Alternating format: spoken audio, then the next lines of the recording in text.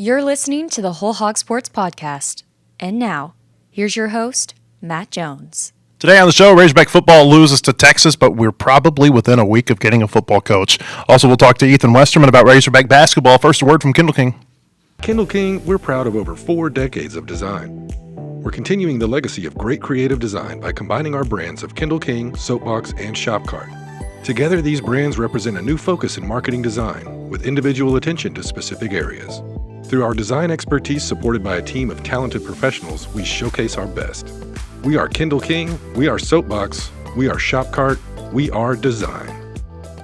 I'm surrounded by a FedEx truck full of giggle boxes here in the studio today. Christina's here. Everybody's laughing. I don't really understand why. I was going to say, if it looks like I've been crying, Matt didn't yell at me. He just made me laugh. No, I just...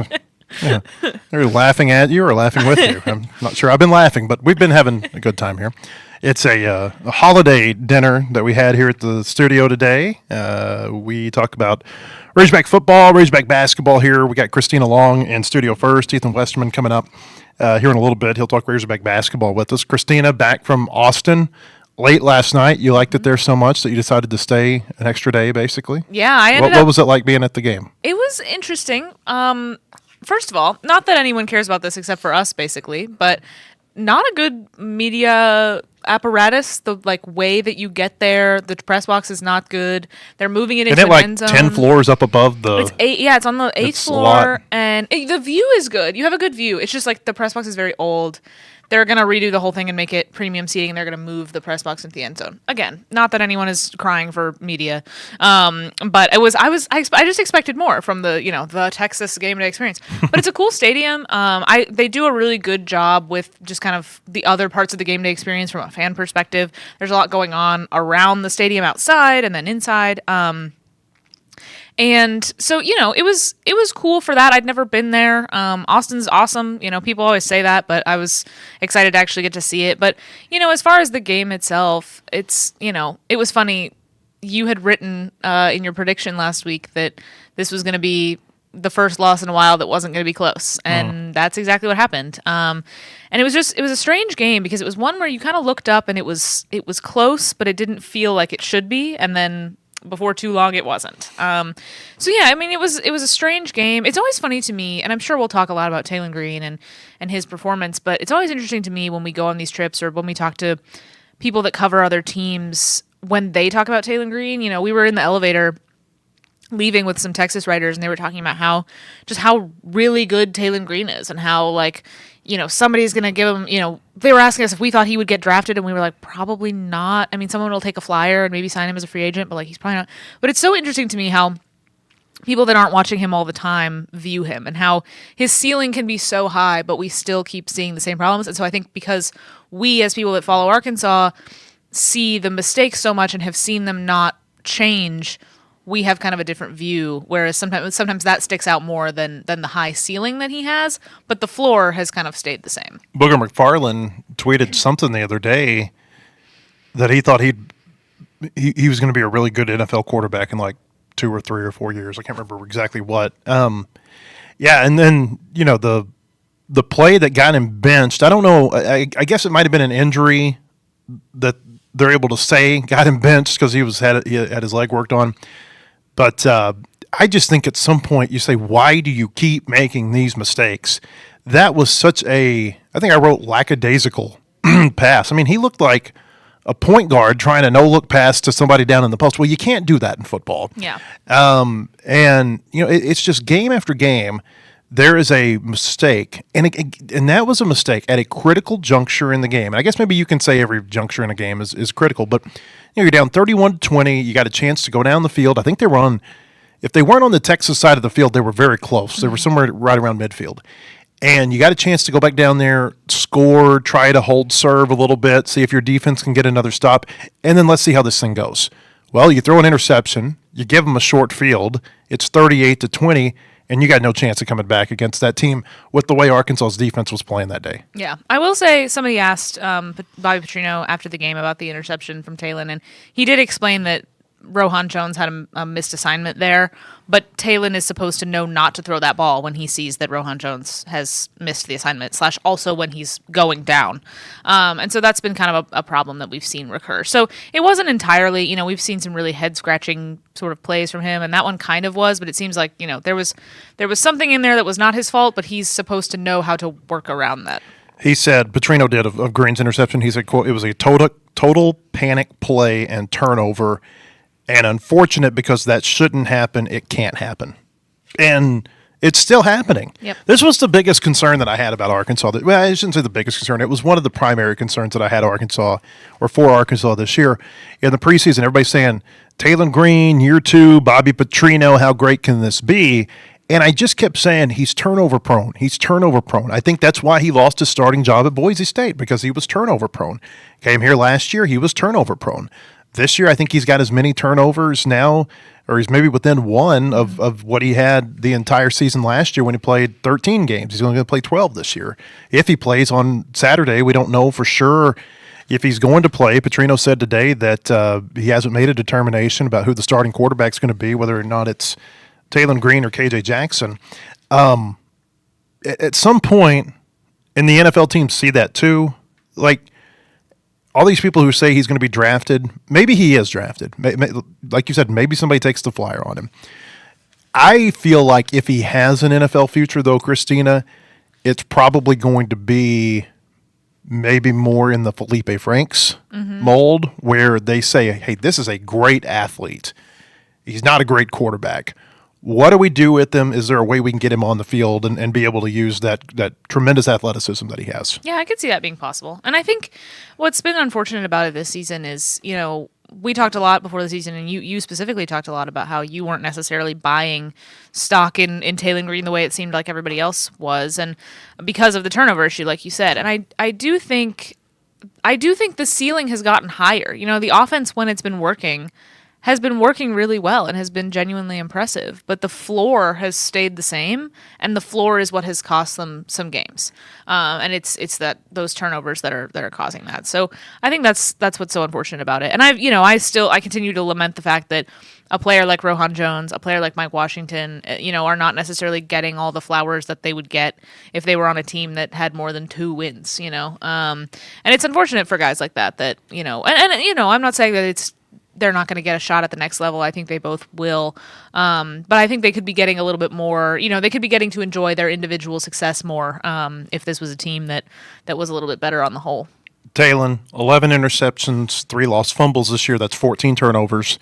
Last year he had 14 in 2 more games.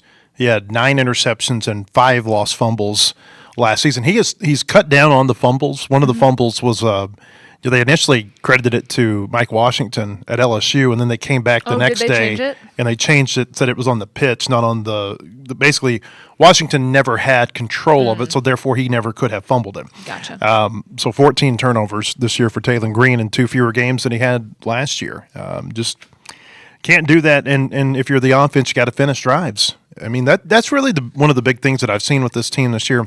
Auburn game excluded, because Auburn kicked a lot of field goals. But more often than not, it has been Arkansas's moved the ball with the other team. Just as they outgained Texas by 22 yards the other day. They've outgained a lot of opponents. They settle for field goals. The other team scores touchdowns. Yeah, and that's what we keep. It's our continued refrain. I feel like we say it every week. Yards are great, but you have to turn it into points. And early in the year, they were doing that, and then here recently, they haven't always done it at an efficient level. They had the third quarter kind of issues again. They just, with the slowdown, they couldn't really run the ball the way that they had been before. And, I thought KJ Jackson gave them certainly a spark. It was too late at that point. And then obviously he had, the costly turnover too. But I did think it was interesting to see him. I thought he was, it was fun to watch him a little bit in more extended playing time than we'd seen him before. And, I thought he did well aside from the strip sack. But, we'll see what happens this weekend. Petrino did say today that, even once he does make his determination, they're probably not going to announce it. So we're not really going to know just till that first team offense runs out there. So, that's unsurprising. I think it makes anything sense. To get an edge. For sure. Yeah, it doesn't surprise me at all that he would do that. Honestly, I'm glad he told us straight up he's not going to tell us. That's nice to know. Jackson, 206 yards. He had 29 pass attempts, and it's basically It like was a quarter more and a than half. Jalen had. Yeah, It's like more a than quarter and a Jalen had half. in- Now I know they're down. Yeah. And so he's going to throw the ball a lot, but man, he was able to get a lot of yards there in a short amount of time. Maybe that says something about Texas defense as much as it says about Arkansas's offense. Texas defense was that was probably their worst game they played this year. I can pull up the stats here and look for sure, but I Run thought defense, it definitely was. I thought that they were going to play defense at a level that maybe we had seen from the likes of Auburn or LSU, and it certainly wasn't that way. I mean, yeah, you look at Texas defensively, they had not given up a game anywhere near what they did the other day. Mississippi State did score 38 points against them, but Mississippi State scored 38 points in 17 possessions. Arkansas scored 37 in 11 possessions.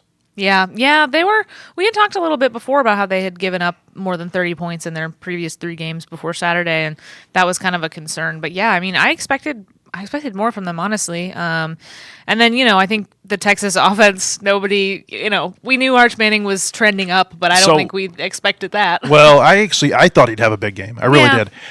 You look at his stats the last month of the season.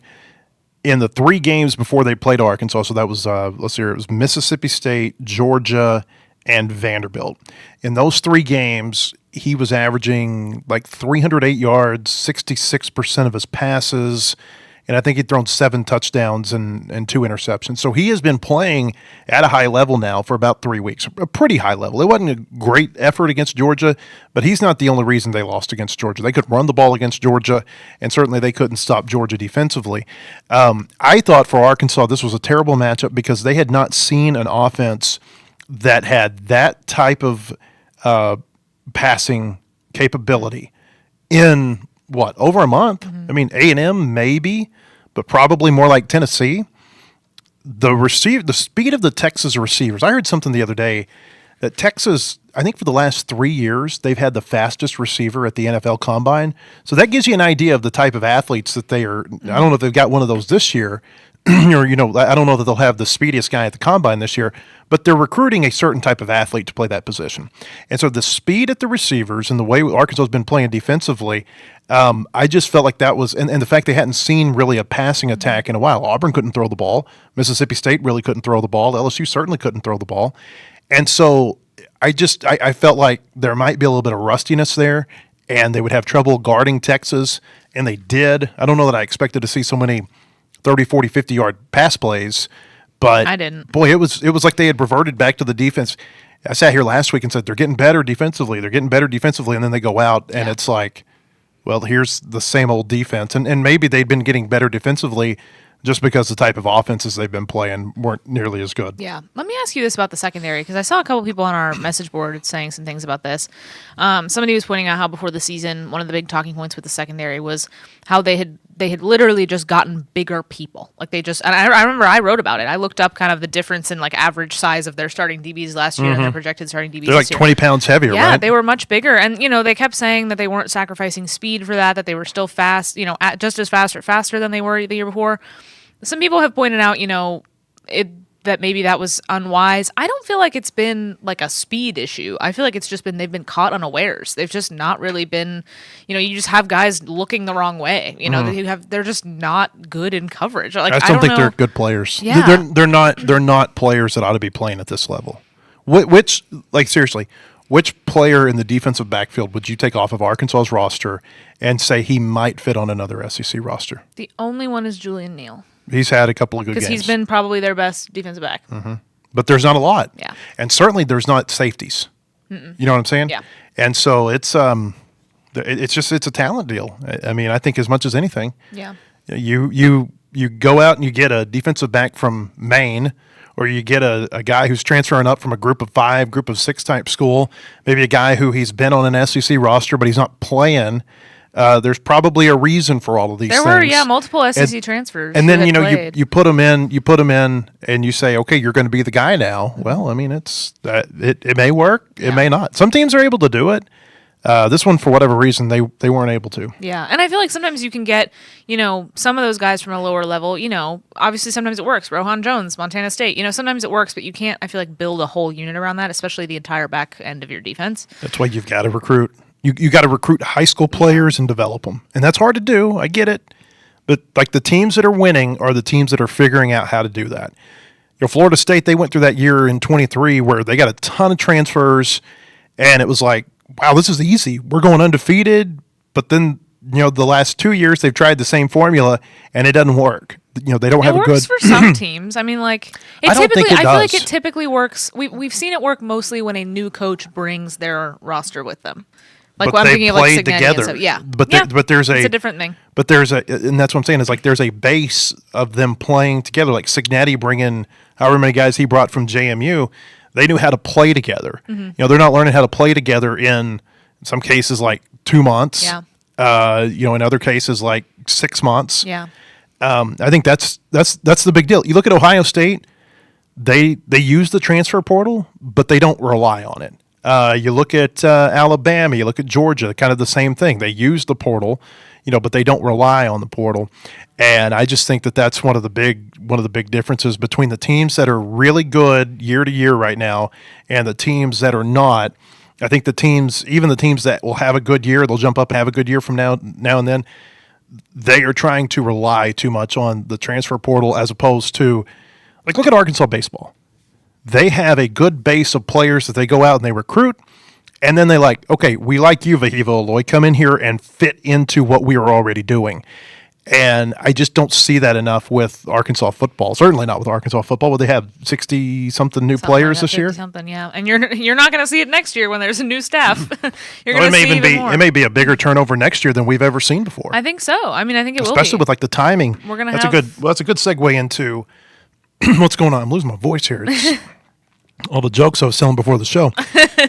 We're going into this time here now. We think we're within a week probably of seeing who the new football coach is going to be. Pete Thamel reported on Saturday during the game that he didn't call them finalists. He just said the coaches who have been linked the most with the search are, help me make sure I don't say anybody wrong, Eric Morris at North Texas, Alex Golesh at South Florida, Kane Womack, the defensive coordinator at Alabama, and Ryan Silverfield, the head coach at Memphis.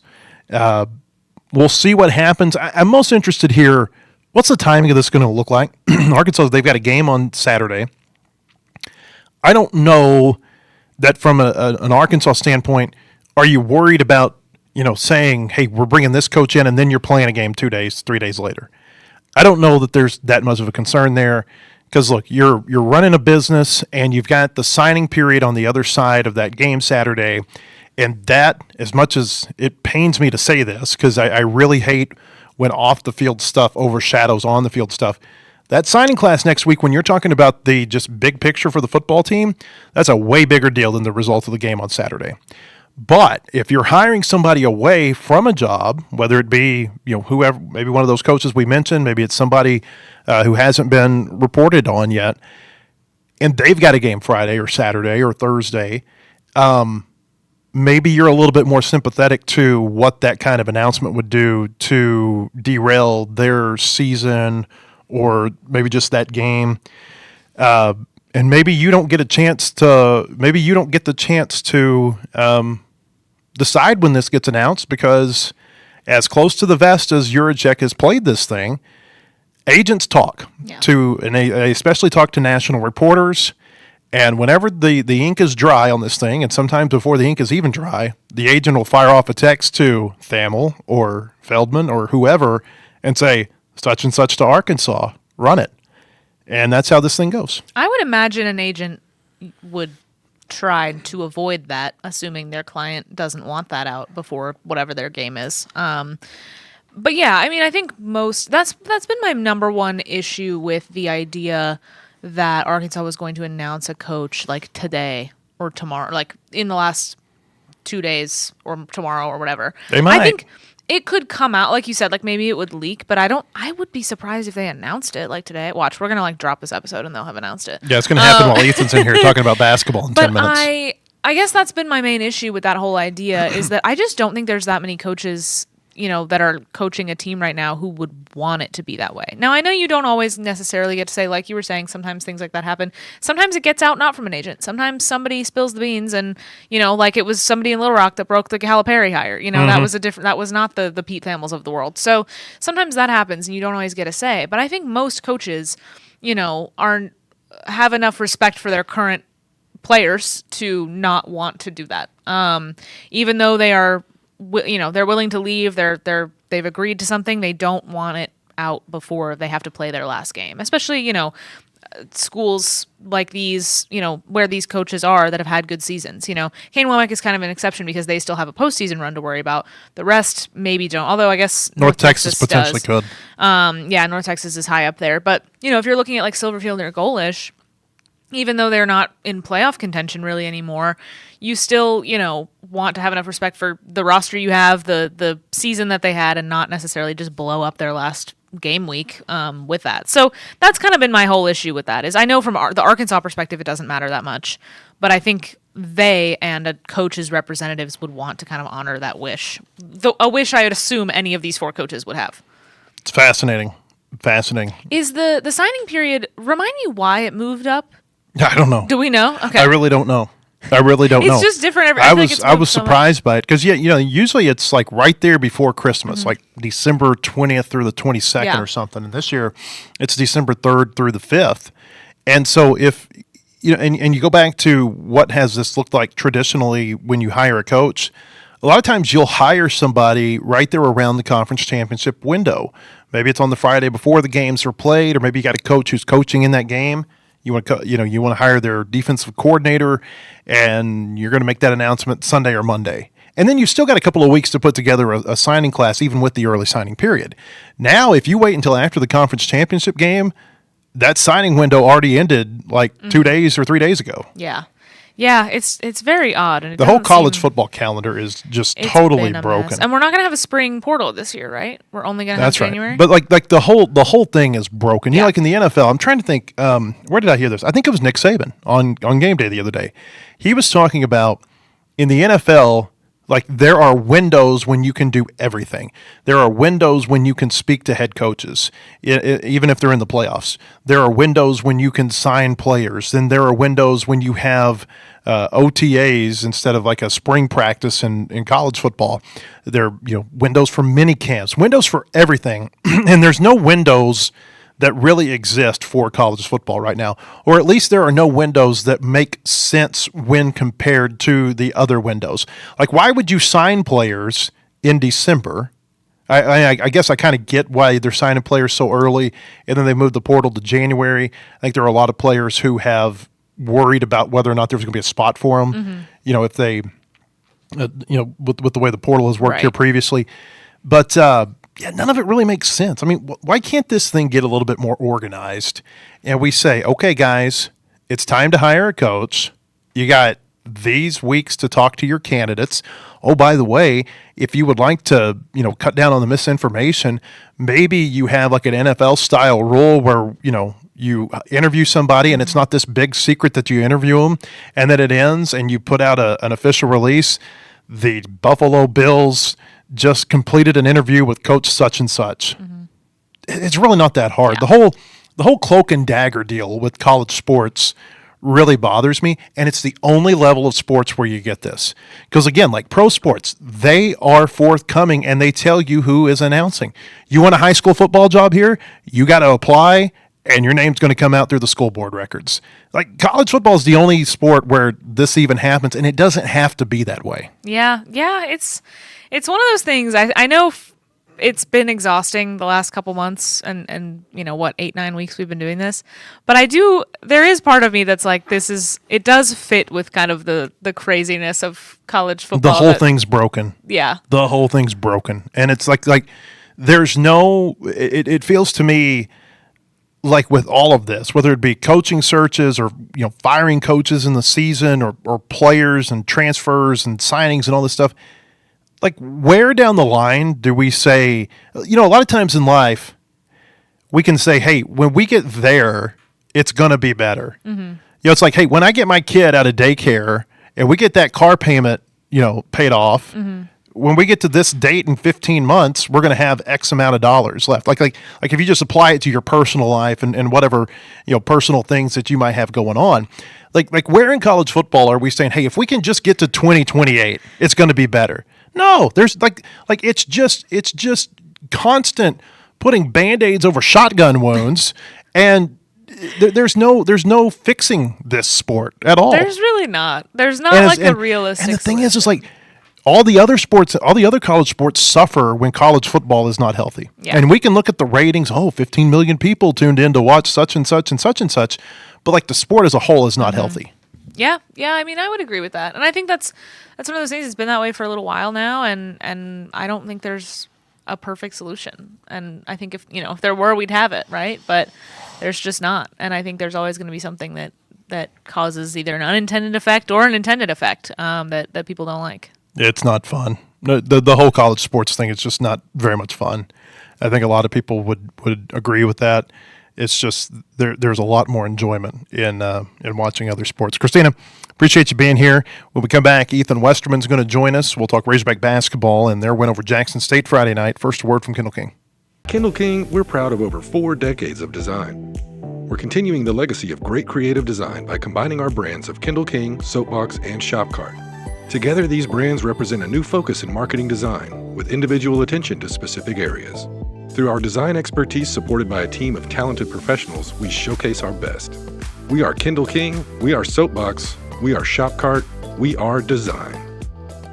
Hey, welcome back. I want to tell you about our friends at Bentonville Glass. They've been serving their community since 1971. Committed, professional, versatile. If you're looking for a quality leader in Northwest Arkansas, looking for skilled craftsmanship, look no further than Bentonville Glass for all your glass market needs with the highest quality products. You can come by and see them at 507 South Main in Bentonville or online at bentonvilleglass.com. Ethan Westerman is here. Razorback basketball defeated Jackson State on Friday night, 115-61. Again, this is the second straight Friday night that I did not see a lick of Razorback basketball. So, Ethan, you're going to be my eyes and ears. It sounds like I didn't miss a whole lot watching this game. We talked, though, last week about Arkansas and Jackson State and how you just have to handle your business against a team like that. It can't be a thing like Winthrop where you're coming down to the wire, or UCA where you end up covering the spread, but you only cover the spread because you had like a spurt here for 7 or 8 minutes and a spurt there for 7 or 8 minutes, and the rest of it was just kind of bleh.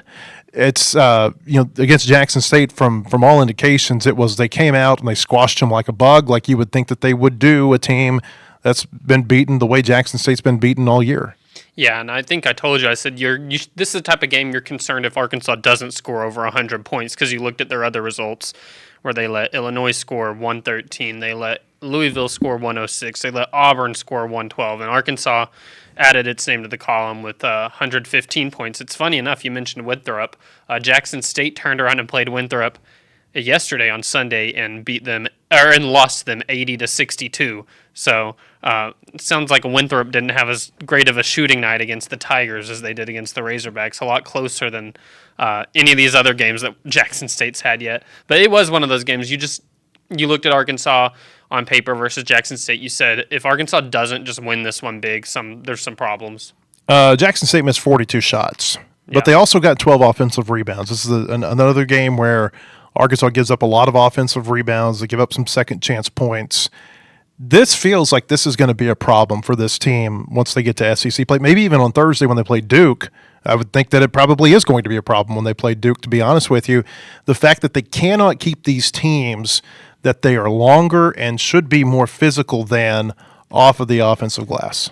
Yeah, and it's something that's going to have to change at some point. If you aren't cleaning up the glass against Jackson State, like you said, what's going to happen against Duke? And those are just backbreakers in big games. If you're getting a defensive stop, but you can't get the rebound and you're giving up second chance points, those are killers, especially down the stretch whenever you're needing to put together a run or come back from a deficit or whatever it might be. That's the type of thing that gets you beat. And so I'll be interested to see how much of an emphasis that is. We're done with the SEC Network Plus portion of the schedule. I'm not saying there won't be games on SEC Network Plus moving forward. I don't know. I haven't looked at the schedule close enough. But we're through that portion of games where you played some very unappealing games on the schedule, a homestand, 4-game homestand. What do you think we learned since they got back from Michigan State about this team that we didn't know? And are there areas that you think they've grown that might help them on Thursday when you play Duke? Yeah, I think that there's kind of two sides to this where you can say you had some more red flags pop up. I mean, you can't beat Samford by 4 and Winthrop by 1 and not think that those are some red flags at all. I mean, those are teams that you should just honestly beat a lot worse.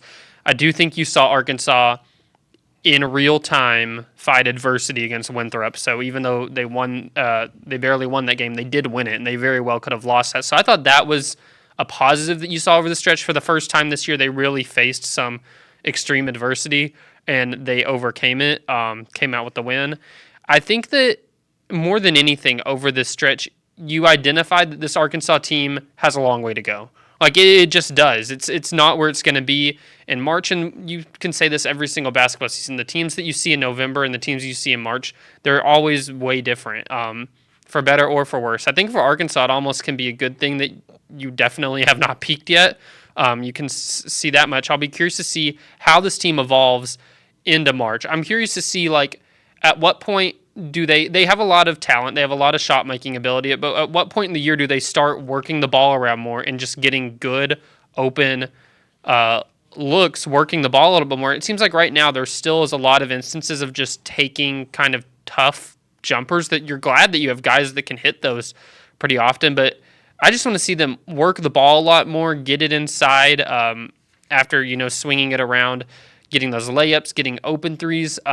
It just feels to me right now they're just not where they're going to be by the end of the year as far as how they're clicking together on the court, how they're sharing the ball, how they're getting each other involved. I think that this team just, more than anything right now, you want to see them start to maybe click better together. Right now, it seems like you have a lot of talented players that are not always on the same page. And then with the rebounding that you said, you got to clean that up too.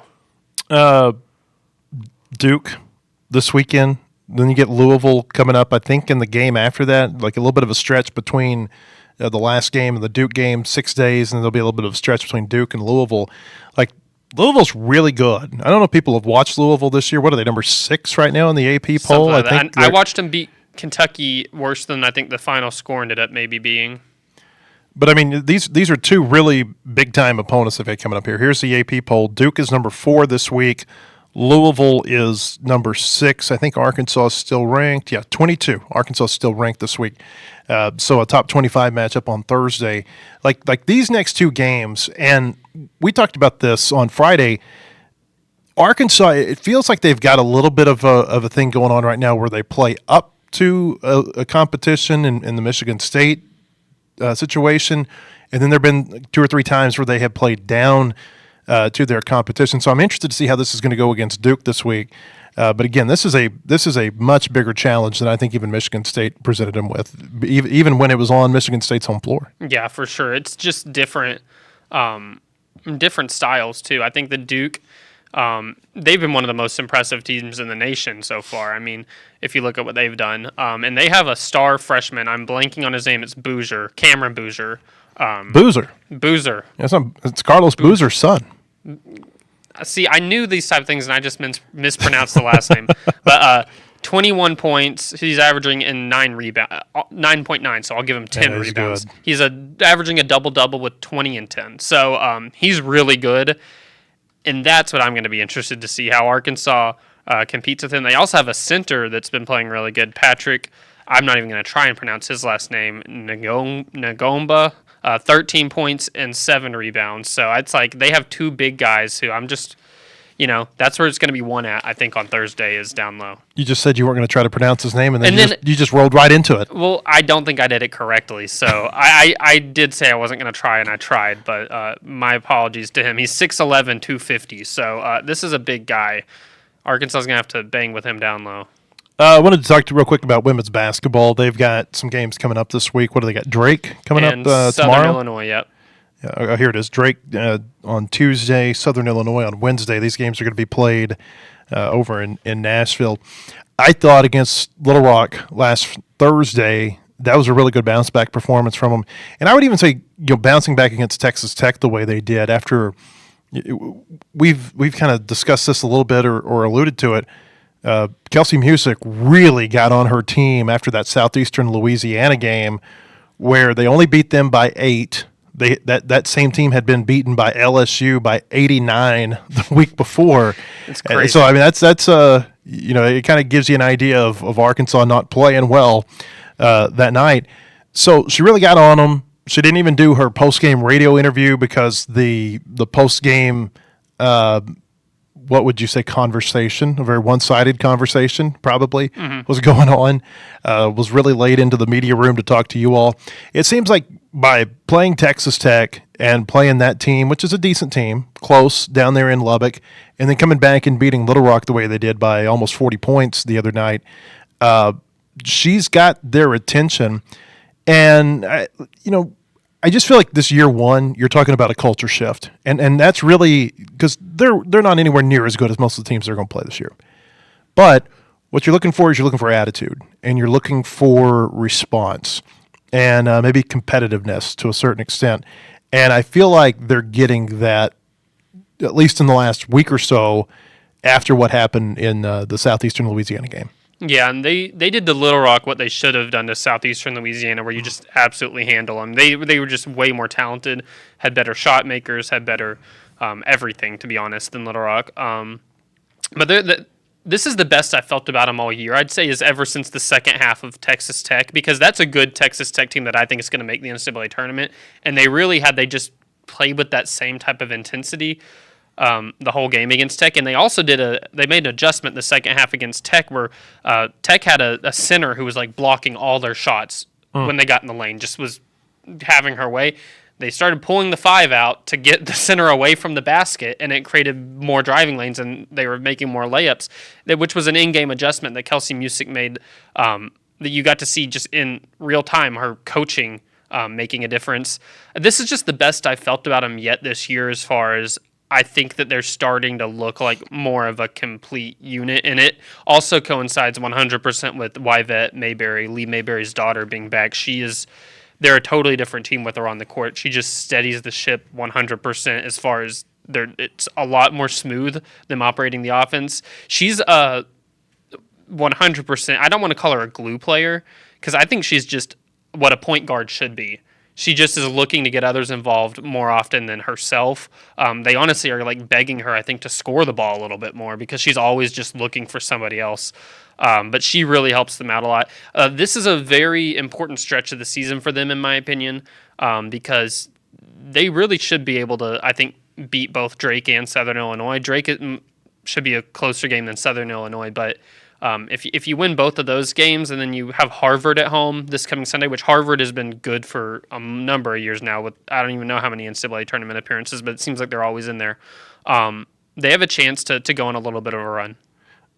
These games, kind of interesting tip-off times, 5:45 p.m. the next 2 days. It's going to be played at the Trevecca Trojan Fieldhouse. This is a D2 college in Nashville. Yeah, I couldn't even find earlier. I was looking to see how many seats it has in there, and I could not find this. So who knows how – it says on their website something like a multi-thousand. But it doesn't give you an actual number. So they're playing in some arena in Nashville that I'm sure will be good for them. I think this actually is the same arena. Kentucky women's 2 years ago, they were doing renovations. They play in its Memorial Coliseum. They don't play in Rupp usually, but they had Kentucky – or no, never mind. That's in Nashville.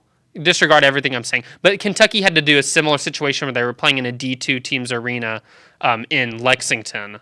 That really reminds me of this arena when I saw pictures of it. 1,500. That's how many of the seats. 1,500. Well, I would really struggle to think that that's going to be very full for Thanksgiving. That's a stretch calling it multi-thousand. Yeah, multi-thousand, maybe 1,500. Yeah. But yeah, no, all that to say, this is a D2 arena that D1 teams, honestly, sometimes it feels good to have a smaller arena if you can pack out a little bit more than sitting in a big mammoth arena that's pretty empty. It's going to be on Baller TV. That's the one you like, right? No. No. Baller TV, and I don't care if they hear this. It was a horrendous experience last year. Better experience, Baller TV or Flow Sports? Flow, Flow makes it look like, the CBS, the old CBS or SEC on CBS football broadcast compared to this. I mean, Baller TV was literally like, if you know Huddle, the high school film software where you have like the camera guy or gal who's, sitting up there with the iPad or whatever, and then starts gossiping to their friend in the middle of it and misses an entire drive because they have the camera turned. Like, I was watching them last year on Baller TV, and half the time it was stuck on one end of the court because the person filming it was forgetting to move it. It was awful. I don't know this for sure, but I think the huddle cam, I think they've got some sort of technology now where it's like made to be able to follow the flow of the game, and it doesn't even need an operator. Well, Baller TV needs to get in touch with them because they have an operator and that was asleep at the wheel last year. Not a very smooth operator, right? I'm trying to even remember what invitational this was last year, but they were playing Oklahoma State, and it was like one of their first games against a team that they were, a power conference who they could beat. And so I was interested in this game, and I got Baller TV, and I maybe saw like 5 minutes of the game. I ended up turning onto the radio broadcast instead. So all right, ringing endorsement right there from Ethan. Baller TV, $5.45 to borrow. I'm saying pay those $20 at your own expense. I mean, like it's a risk. All right, Ethan, appreciate you being here. We appreciate all of you being with us too. We'll be back with another show tomorrow, and we'll have plenty of coverage at our website, wholehogsports.com. Hope to see you one of those places. Have a good day.